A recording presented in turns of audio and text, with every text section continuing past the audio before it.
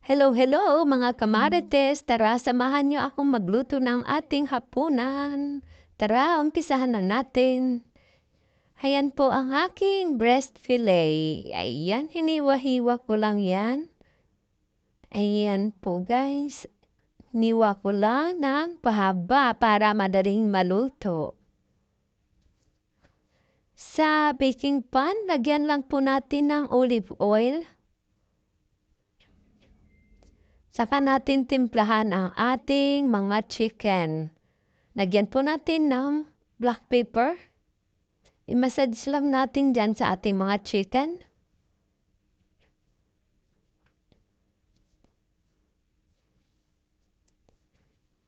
Lagyan po natin ng salt.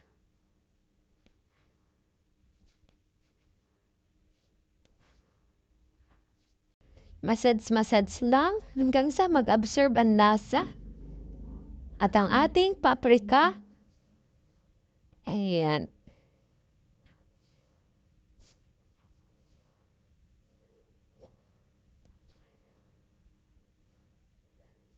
Lagyan din po natin itong ating nasa ilalim na chicken ng salt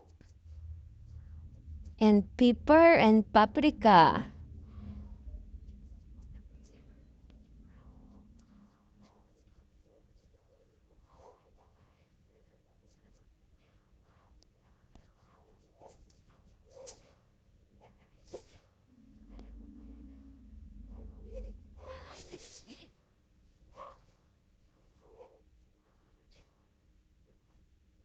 Lagyan lang po natin lahat.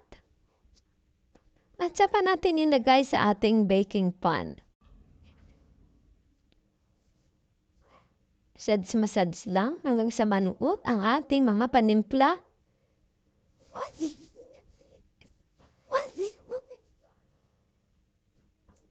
At sa isang bowl, maglagay lang po tayo ng cooking cream.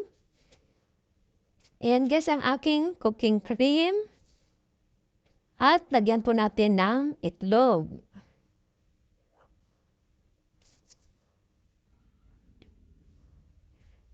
Whisk lang natin.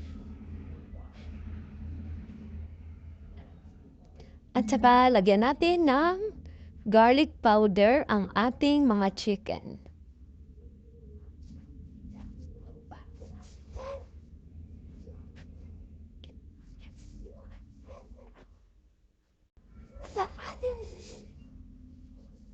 At lagyan po natin ng mozzarella cheese.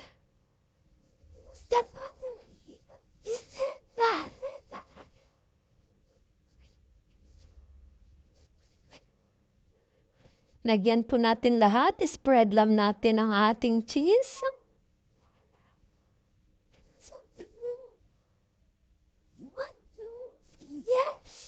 At lagyan din po natin ng ham. Lagyan natin sa ibabaw.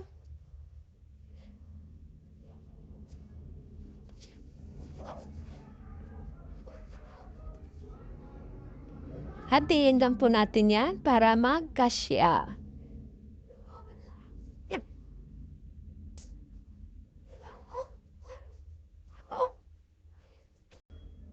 Saka natin ilagay ang ating pinaghalong cooking cream at ang ating itlog. Lagyan lang po natin dyan sa ibabaw.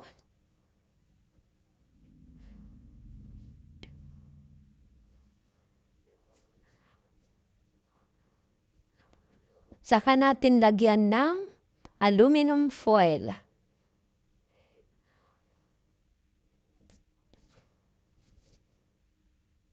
At i-bake lang natin ng mga 40 minutes.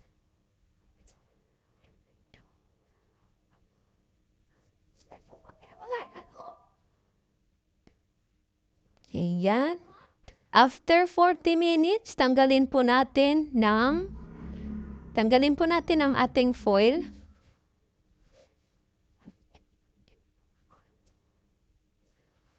Ayan. At saka natin isit uli ng 20 minutes.